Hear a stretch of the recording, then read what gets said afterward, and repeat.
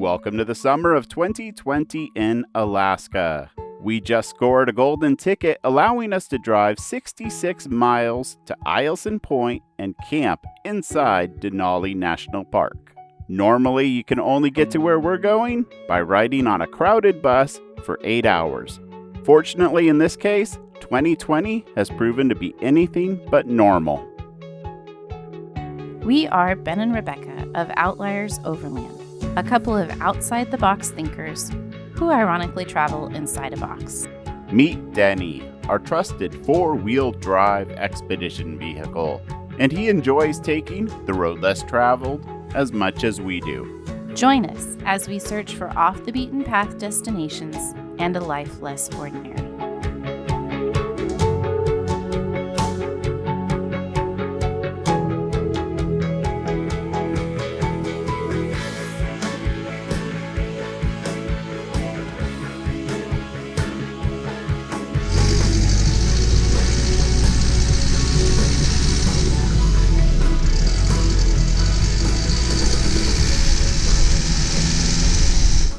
Well, good morning. That was an awesome little campsite from Overlander just outside of the park. Perfect. And I can also guarantee that's the last drone footage you're going to be seeing in this video.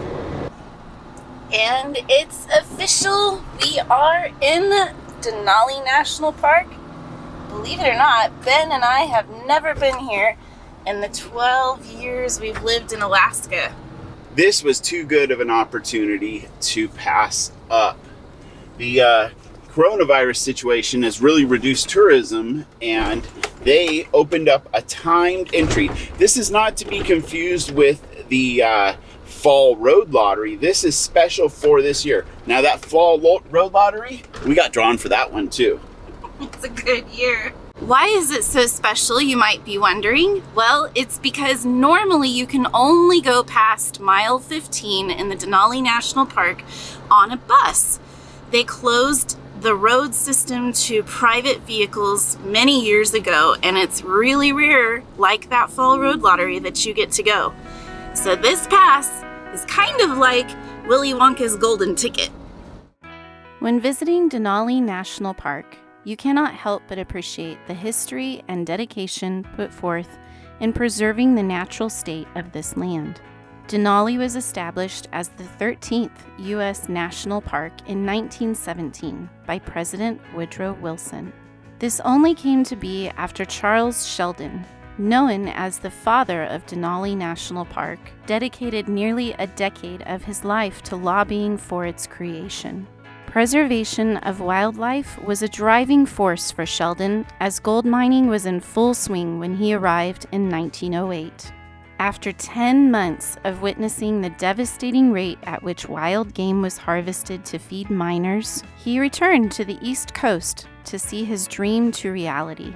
Probably more so than any other national park I visited, you become aware of the deliberate efforts to maintain the wilderness of Denali.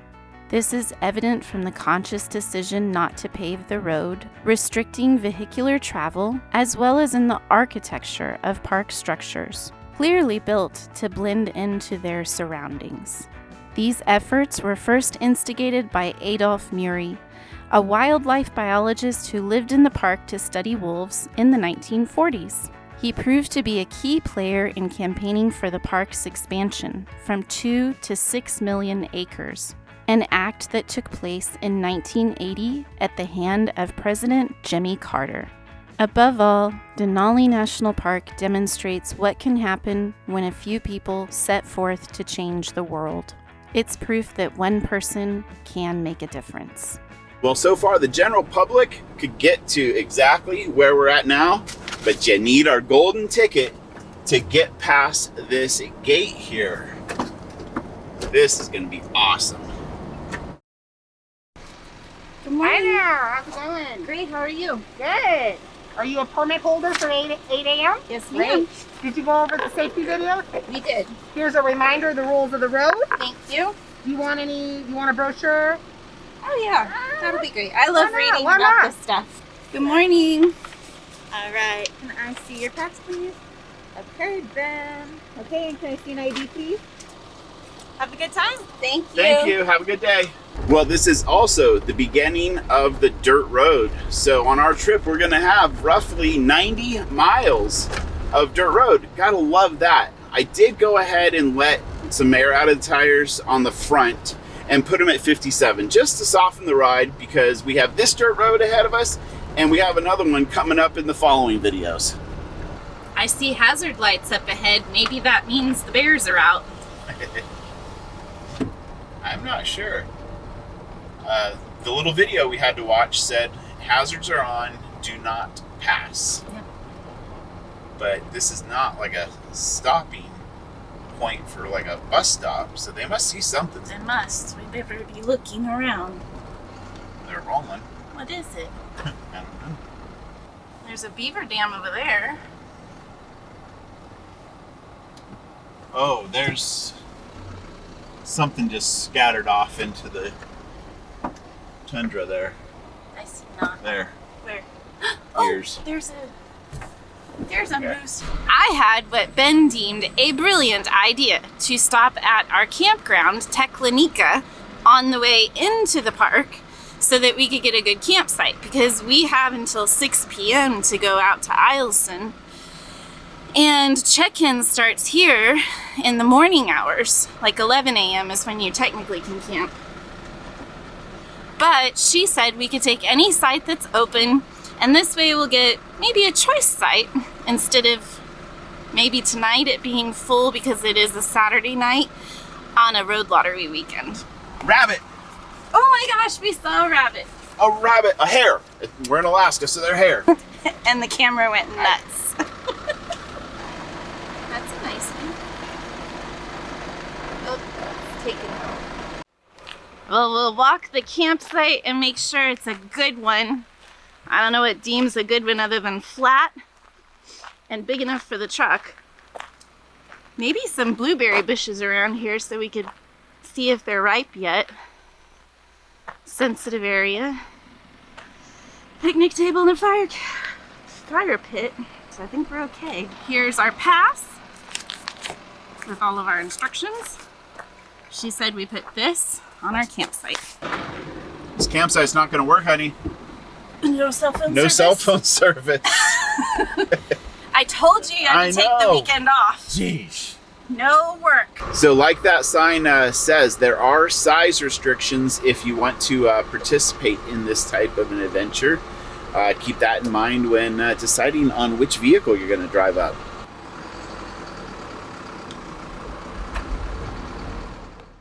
At this point, I had a few realizations.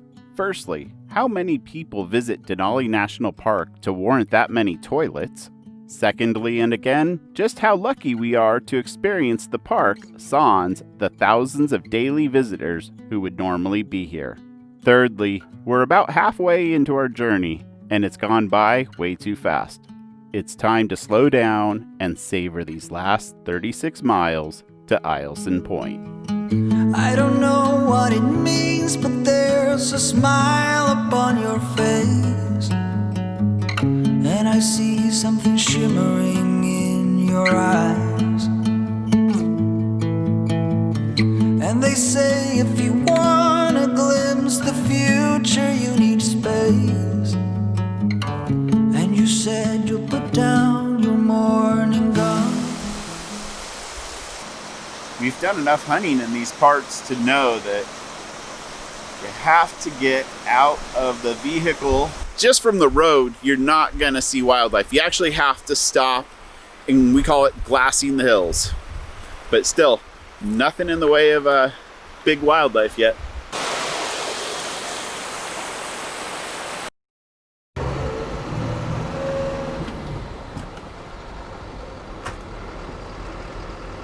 Next wildlife spotting. I don't know what that thing is, but he's cute. You might be able to see him.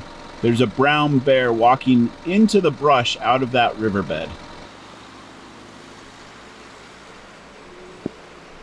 There's another angle at that brown bear. It's a long ways off, but at least we're able to see some wildlife today. Look down, look lower. Oh, okay, I saw it. Okay, thank you so much. No problem. Have a good day. Yeah, thank you.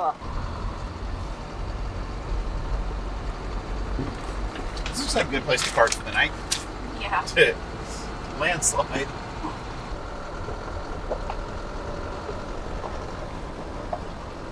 It's pretty.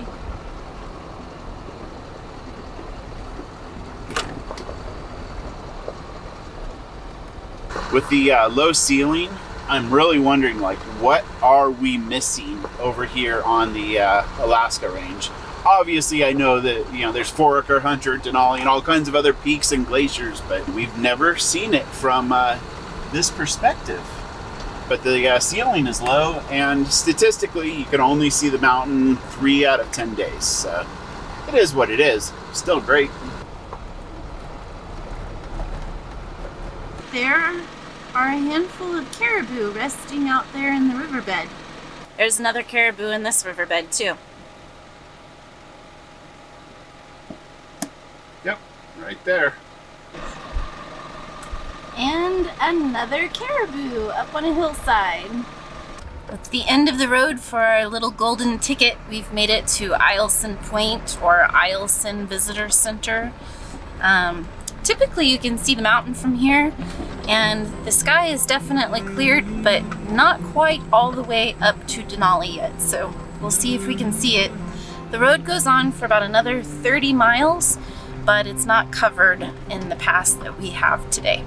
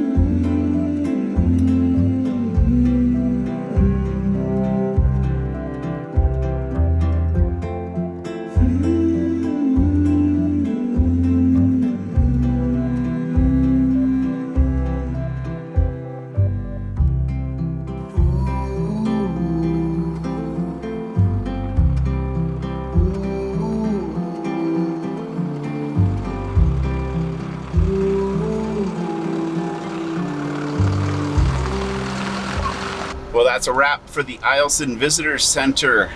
The actual center was closed due to the whole COVID thing, but that's to be expected in 2020. Oh, there's a caribou just cruising right down there.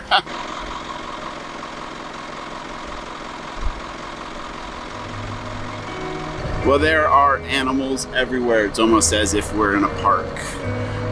We're gonna head to our campground now. It's gonna be kind of nice only doing 30 miles and then pulling in for the night. So far, it's been a pretty good day. So this is how we end up. Shades of blue and gray. I feel just like an empty bottle. My dreams are on delay. I just wanna climb on top of a hill and throw it all away, away. Take me far away before my mind spins off and I am all derailed, derailed. Just drive all the way to the rainbow's end. Just drive and we'll never turn our backs again.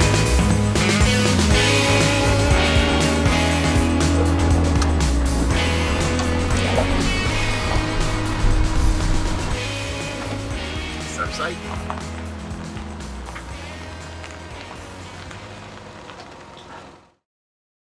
Well, this day is a wrap. Now it's time to share how we scored passes for this unique experience. Firstly, you're going to have to visit the website recreation.gov and create an account if you do not have one already. Now in the search field, type in Denali. A few choices will populate, but you're looking for Denali Road Lottery and Denali Timed Entry.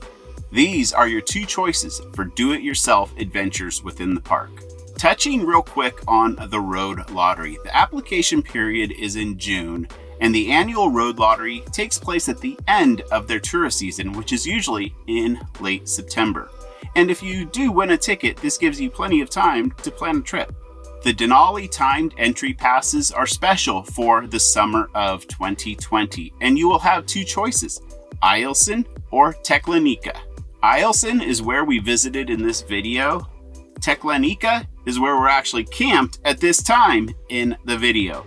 But just take our word for it, you're gonna wanna get the Eielson permit. Things really do get good after this campground. I often refer to the reservation system as a game, and now is when you have to start playing. The timed entry passes are on Fridays, Saturdays, and Sundays throughout the summer. And on the website, they release these passes in 2 batches. The first batch is 2 weeks before the drive-in entry date, and the second batch is 2 days before the drive-in entry date. What it boils down to is you can take a last-minute trip or plan something 2 weeks in advance. But essentially, almost every single day at 10 o'clock Alaska time, tickets for something are released. Rebecca and I doubled the odds of our success by both being logged into recreation.gov under our own personal accounts. Upon securing our timed entry pass, we then moved over to the Reserve Denali website and searched out the Teklanika Campground, which happens to be the furthest point you can camp in the park with your RV. Now there are a couple caveats. The campground requires a 3-night minimum stay, and that also gives you flexibility on 3 different directions to make your timed entry pass and your campground reservation work. The second caveat is that your vehicle cannot leave the campsite. That excludes your timed entry pass. Your vehicle goes into the site when you arrive, your vehicle then goes out of the site when you leave. Now keep in mind, the campground does have a bus stop, so you have the ability of jumping on the bus and going exploring from the campground. Well, I hope this little segment helps you take advantage of the rare and unique opportunity that is present in Denali National Park during the summer of 2020.